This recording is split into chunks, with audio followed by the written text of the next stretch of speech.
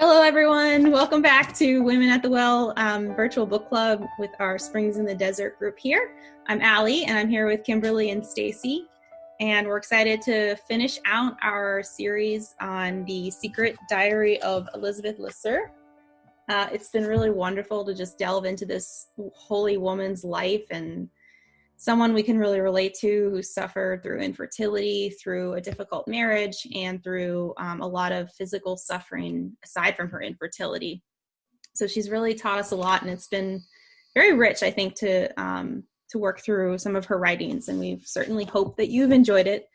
But today we want to just kind of zero in and talk a little bit more about her marriage to her husband, Felix. We mentioned in the last couple episodes a little bit about their marriage. Our understanding is that Felix was raised Catholic, but at some point during his kind of young adult life, he left the faith and became much more kind of enamored with like this secular rationalist view of the world. He was a doctor, so he was kind of studying a lot of the texts that led him in that direction. So Elisabeth didn't know this, as far as we understand, when they got married, but it was revealed to her, and his atheistic influence on her was pretty difficult, I think, to bear, and caused her to even question her own faith. But fortunately, that ended after a year or two, and she did even more strongly come back into her faith. So obviously this affected their marriage, but we're going to talk a little bit more today about how she was able to remain really joyful and prayerful through those struggles. Before we get into the conversation, I wanted to just kind of draw us to a particular section of the book that we've spoken about a couple times, and I know, Stacey, you said it was your favorite part, which is the introduction that Felix wrote to the book after, this is after he's, Elisabeth has passed away. He discovers her diary. He reads it, understands finally that she essentially offered her whole life for him and for his conversion. And then he does convert, as she predicted. He does become a Dominican priest, also as she predicted. And he writes this introduction really to her life and spirituality for the benefit of all of us. And he talks about what it was like and the regret that he has having tried to take her away from this faith. And then also just kind of offering her to all of us as a spiritual mother and a woman that that we can follow and understand and learn from. And I wanted to just point out that on, I guess it's page in Roman numerals of the introduction, it's page 7. 12. I don't know if I did that right. Wait, XV1, that's 17. Anyway, it's just working with my nephew on homeschooling and Roman numerals, so I should be better. That's okay. Anyways, so he talks about how Elisabeth sought holiness while living in the world.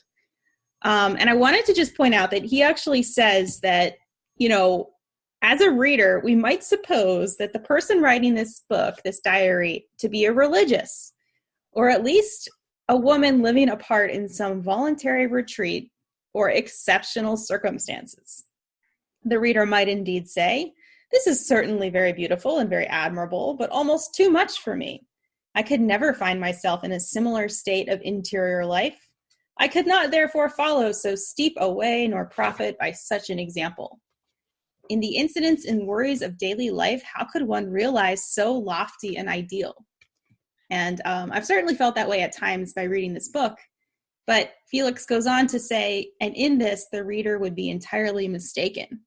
For the writer was a woman of the world, living in the world and fulfilling superbly the obligations of her state. So I think that's really why we chose this book, is because she's a married woman. Yes, she lived at a different time, and perhaps there was a greater faith in the culture that she lived in, but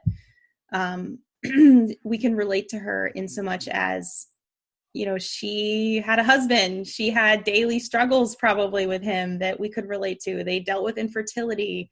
they dealt with the loss of loved ones, of, just the difficulties of everyday life and living.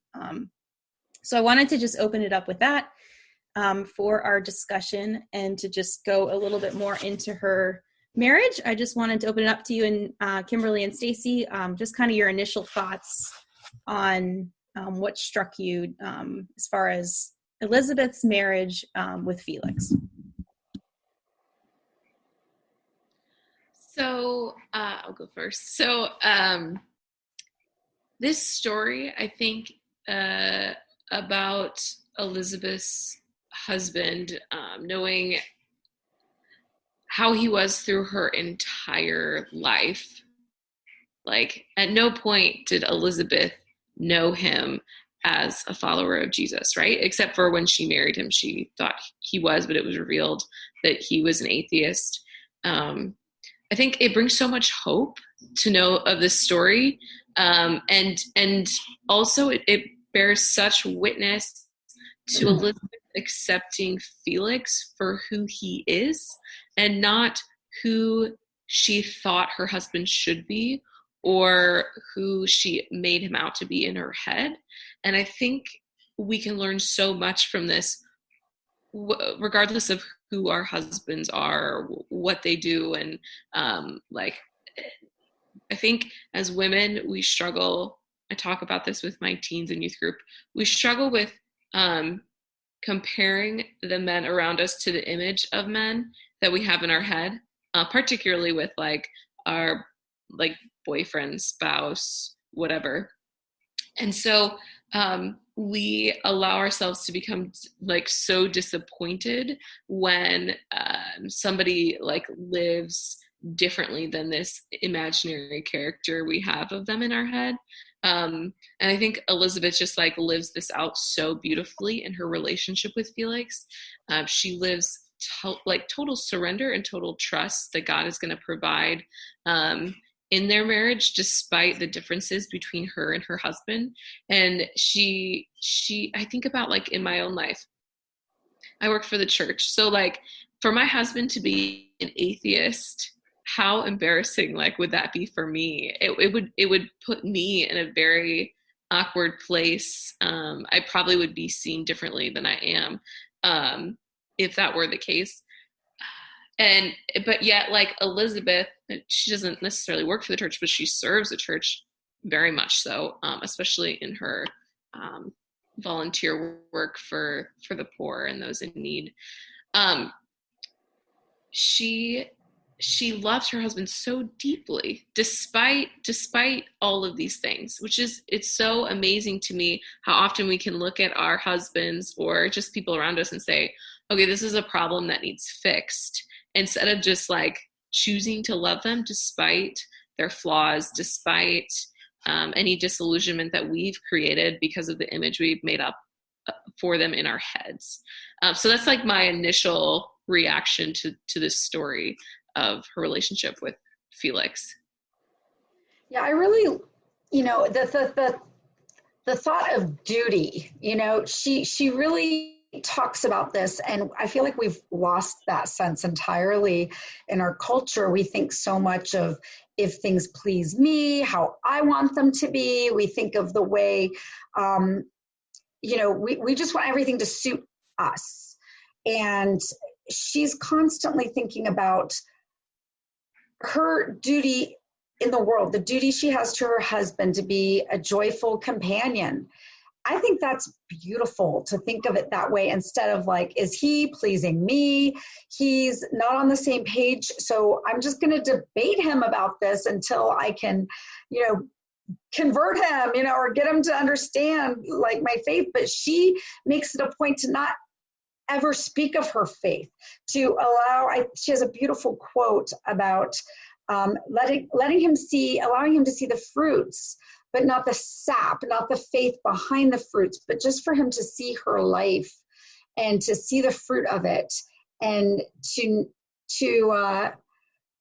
just see the good the good things that her faith has brought about, as opposed to the frustration that she has that he's not sharing in it, that they're not on the same page, that they're not, some would say equally yoked, that she may feel like, I'm with this man who, and I'm sure she was exposed to faith-filled men who she might, you would think might be like, putting on a pedestal and thinking, I want my husband like this. But no, she seems like she never would do that. She just really understood that this was the man that God had given her, and that her duty was to love him completely and to, present herself well. I mean, she made a very strong effort to keep her appearance, nice, so that so he would see her as attractive, and she was, so it wasn't like she was trying to make herself look nice because she wanted to be seen in a certain way. It was that this was a part of her gift to her husband, was to be beautiful and to be joyful and to go along and travel with him and be his companion, and to really, she had a strong duty to develop herself intellectually, which I really love, that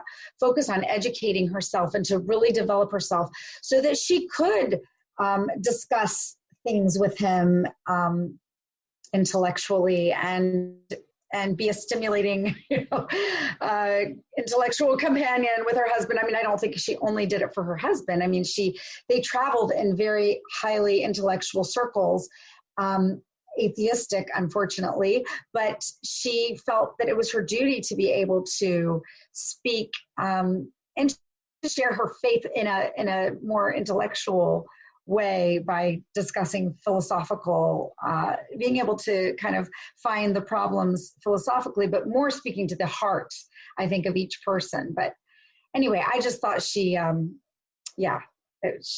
was just a great model in that. Absolutely. And you're right. It's so countercultural to the way that we've kind of been taught that, you demand what you need in a relationship and you get what, these kinds of things that we hear kind of just in different ways in our culture. Elisabeth really refutes a lot of that. What struck me the most about her discussions about how she relates to her husband is a couple things. One, it's very obvious to me that she sets time apart from him. And we spoke about this a little bit in the last episode, but clearly her prayer life and her relationship with God come first. Like, she has the order right. She doesn't try to make her husband her everything in her life. She really sees her relationship with him as primary, but under, her duty to God. And so in that sense, I think it allows her to have this relationship with him where she can do the things that Kimberly, you were just saying, that like, it's the relationship with God that informs how she even treats her husband. She has like a rule of life that she kind of lays down, and her prayer life is the main part of that, but then her duty to her husband is like the next thing after. Okay, this is how I'm going to relate to God each day, and then this is how I'm going to relate to my husband. And then, the other people in her life after that. So that really struck me. And then the second thing that I just loved, because it's something that I need to work on, is that she constantly, when she's writing about him and about their different travels or things that they're doing together, she talks about how much joy she has, how it's like they're having all this fun. Like, here she is, like, she's got these liver problems and abscesses, and it's like difficult for her to travel even when they are able to. And on top of that, she's like trying to help pray for her husband's conversion and wishing that he would be with her in this faith. And yet whenever she's talking about him, it's like, oh, we had this wonderful trip and he was so sweet and he said this or gave me this. And it's like, how was she able to have that joy even in the midst of, these sufferings and this real longing that she had? And I think that it's a couple of things. I think one, she's like really detached from the outcome, like we've been talking about, of, you know, she knows it's all in God's hands and it's on his timing, and she really trusts him. But then second, she also asks for that joy. Like we spoke about the last time as well. Like she asks God, you know, please, like, help me to be an instrument of your joy and your goodness, and to see your beauty in everything around me. So I was inspired reading that to just really ask God for a sense of that joy also, especially I think with infertility. It's like we can linger a lot on, you know, the difficulties. Maybe it's a really hard week and we have, you know, a lot to think about in terms of treatment or decisions that we're making. But like, am I asking God for the grace of like enjoying my marriage right now, even with those things that we might be dealing with, like really seeing that goodness and seeing those little sweetnesses that that Elisabeth so readily sees and like enjoys to their fullest extent. So I was definitely convicted and challenged in that area.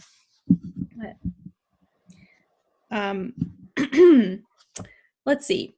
So what did y'all think about, I just wanted to touch on the duty part that I spoke about. So it's on page 68, and it kind of starts on 68 where she goes into her rule of life.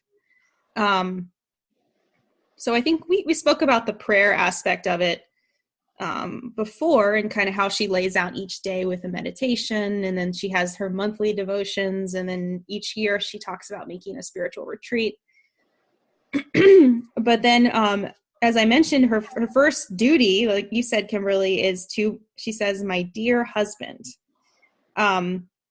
She talks about how really it's like tenderness, affection, presenting to him, like you're saying, Kimberly, like this sweetness and gentleness, and offering that to him. I was just wondering what you all thought about that in terms of how that,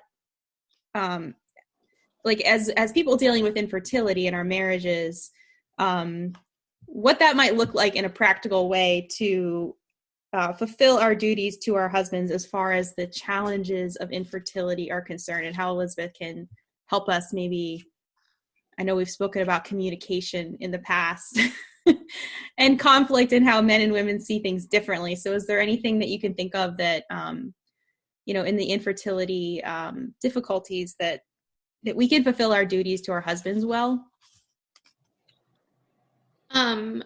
This reminds me of, this isn't specific to infertility, but when I've gotten caught up in some kind of disagreement with like a family member, and for whatever reason, I've allowed it to sort of just consume me and like my mind and my thinking, which is like, it's not properly ordered, but like I shouldn't allow it to do that. And so like recognizing that my duty, I think what Elisabeth speaks to here, like recognizing that her duty first comes to her husband, and like in our ability and our capacity to like step aside or like put aside those other things that are distracting us, or maybe consuming us more than they should be, in a disordered way. And I think that this could relate also to like our experience of infertility. Not that we ever ignore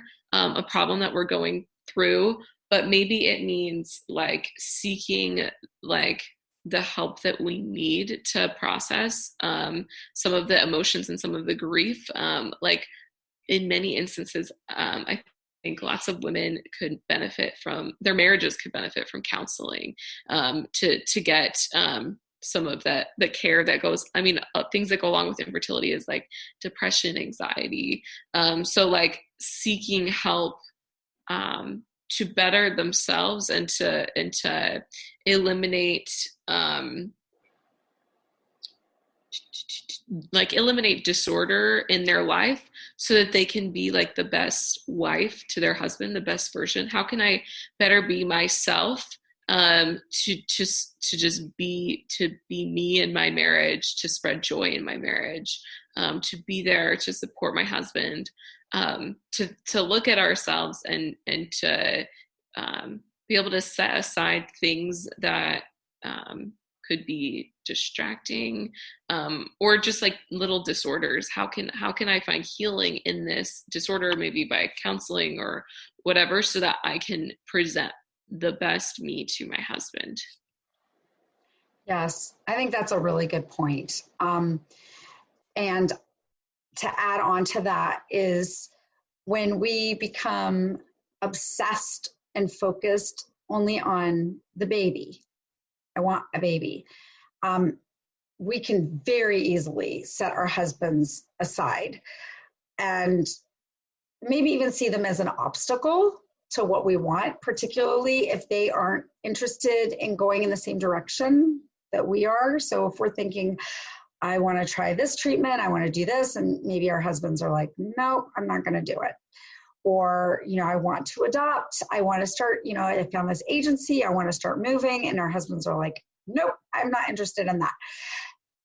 You can really, it can become very difficult to accept our husbands, that it's not just, so for me, I know it's helped me so much to constantly think, like, God has put me with this man. This is like, it's us together. It's not what I want. It's what we together want together. And that, I constantly think the image of a three-legged race. I'm always like, we are in a three-legged race for the rest to the end of time. And, if you're not moving, if you just like, I'm just sitting down, you're not getting anywhere, and it's like, we both have to be on board with the same thing.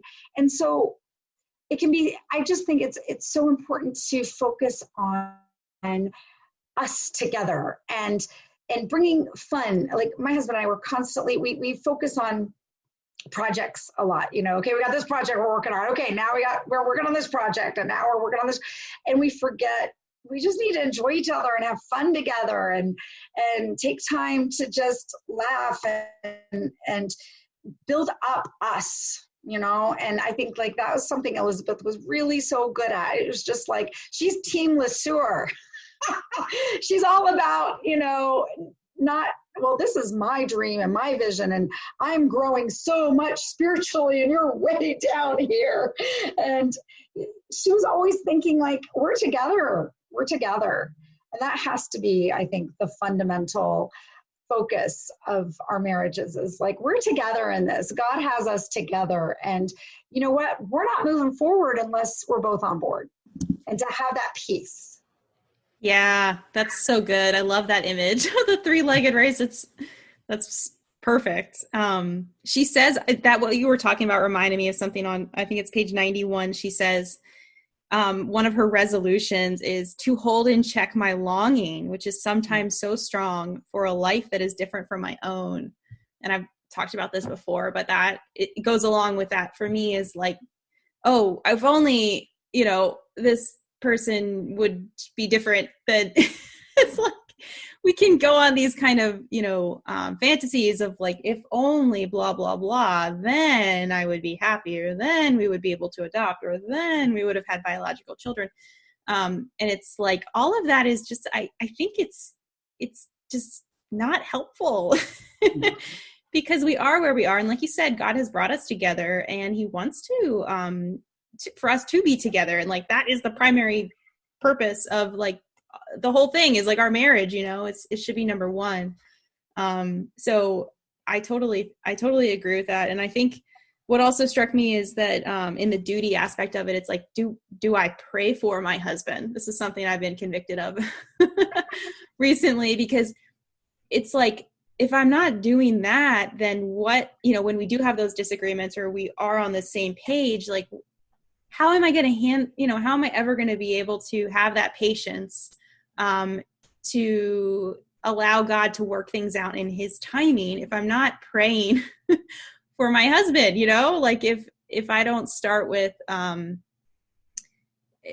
really just turning to prayer even before I turn to an argument, or maybe I can convince him of this, convince him that this is a good idea right now, rather than turning to God and asking God to change his heart or to change mine if, whatever his will is. So she definitely Elisabeth gives an example of just prayer being the underlying action, I think, for the peace, the peace in even the most difficult circumstances and things that we can't agree on, like a belief in God, the belief in God. I mean, they don't share that. So the fact that she can continue to love him and fulfill her duty in spite of that, I think comes from that prayer that she possesses. So, yeah. Well, I think it's good because it's like she knows who she is. Yeah. This is what, like, she knows who she is, and fundamentally, you know, she is a child of God and she is a wife. I mean, that is her identity. And I know people, like, I know today it sounds so like people bristle at that, you know, because it's like you want to be like, I'm a woman, I'm a career, you know, I have this, you know, I have a doctorate, I have this, I have that, like that's more my identity than, you know, being a wife. But that's not how God sees it. God sees it that, first of all, we are his children. And the next most important aspect is that we are, you know, we are wives and we have a duty to love our husbands. And, you know, we get to heaven, hopefully, and we get to the end of our lives, you know, God's going to be like, how did you love those I gave to you? And fundamentally, how did you love your husband? I mean, that's a terrifying thought, you know, but how did you love those that I gave you? And, you know, it's hard. It's so hard to just get caught up in what you want and what we want, what our plans are, what our desires are. But you're right, like to constantly turn to God in prayer with our unmet longings and ask him to fill us. Ask him, you know, don't expect it from our husbands, you know, don't expect it from anything else in the world, really. We have to really ask God to fill the emptiness and loneliness and sadness and, you know, all that, and to heal us. It's not our husbands that are going to do it. It's God. And that's how, you know, she just took her brokenness and just laid it at the feet of Jesus and said, you know, heal me. And she just talks about the joy that he gives her amidst, you know, all the suffering and the emotional, you know, the not being able to share the thing most close, you know, the most deep, the deepest, most intimate part of her love of God. She couldn't share that with her husband, the person that she says is the closest to her. So she had a lot of suffering, but she would constantly go to Jesus, you know, to fill that. And we just have to, you know, constantly learn and try to emulate that. Yeah.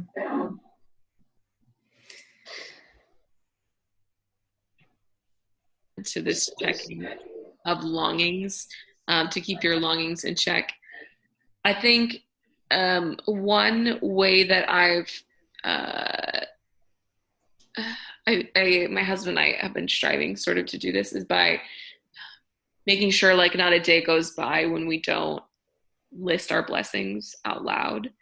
And so to take your focus off of like, what are the desires, and put them more on like, how has like God given all these things to me?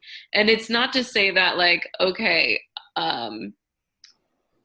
well, you don't have to like mourn the loss of whatever, or like you have to like stifle this desire. Like that's not the point. It's missing the point, right?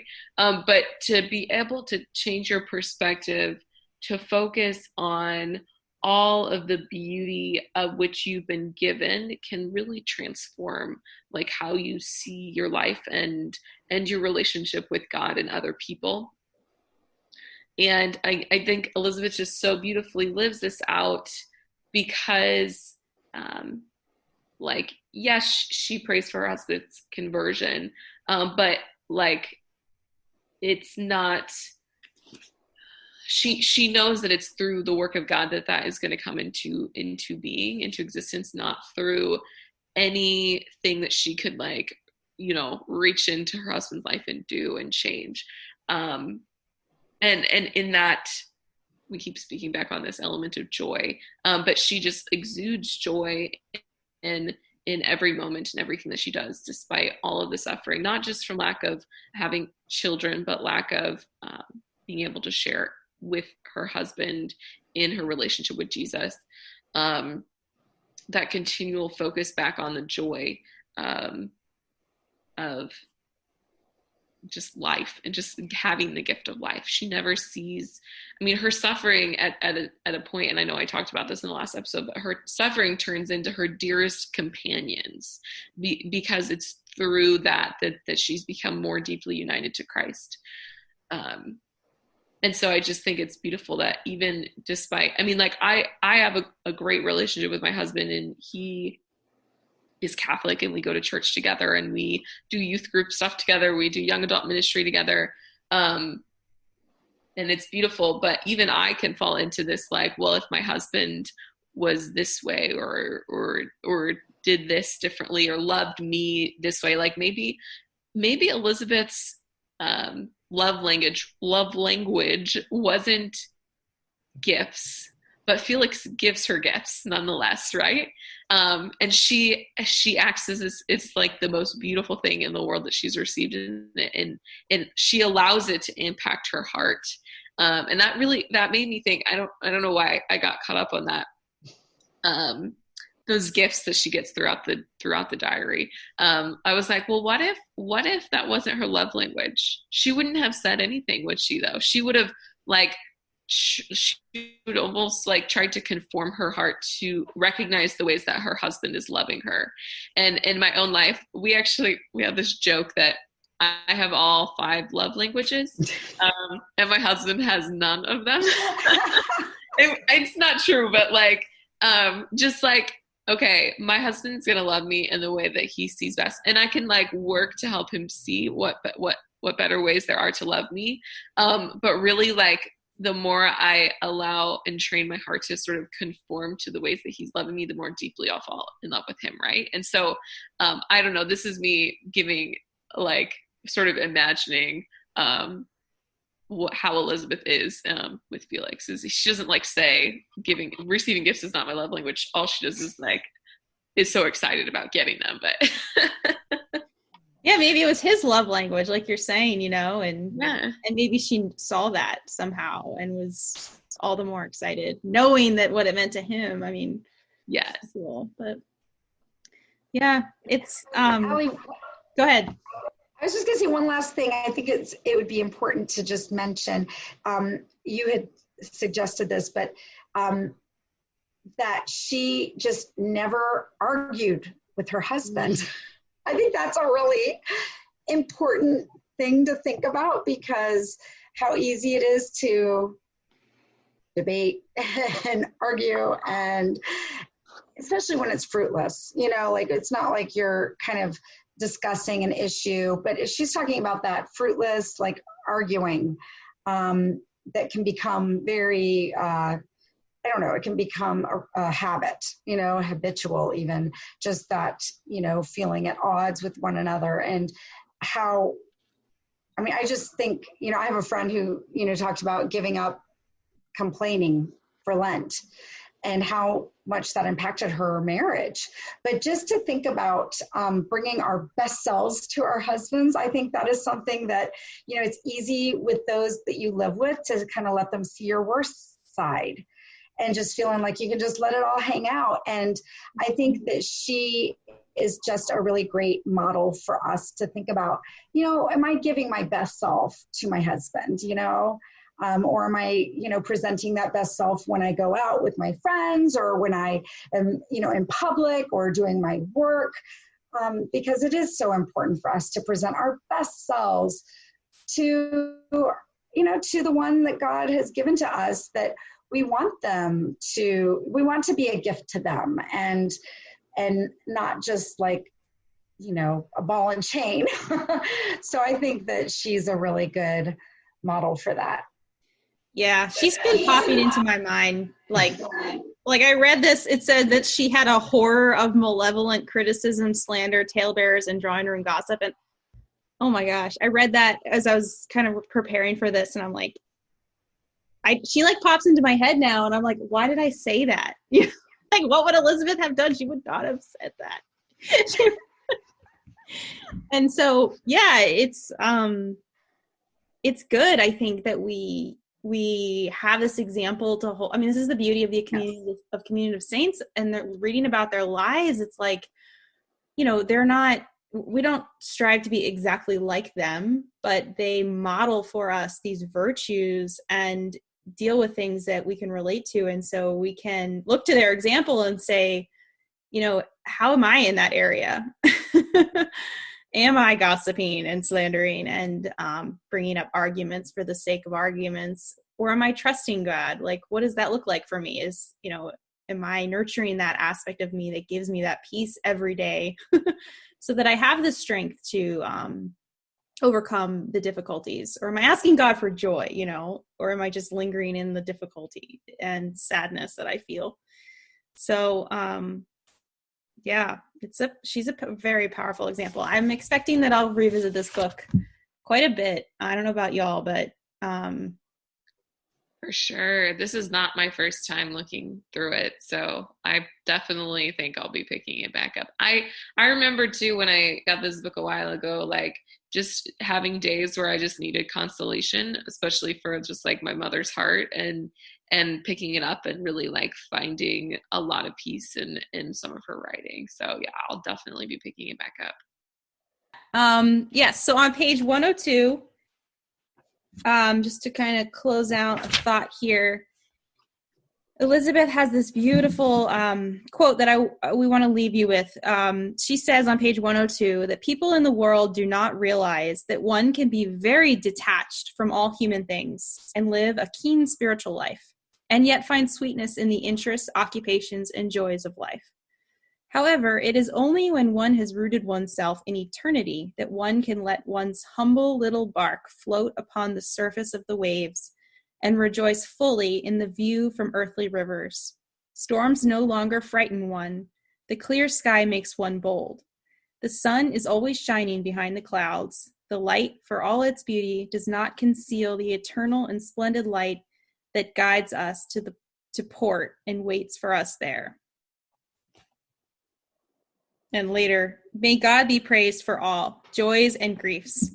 May he help me by the spiritual joy that exists even in the midst of interior gloom to praise and glorify him until I breathe no more, until I enter eternity.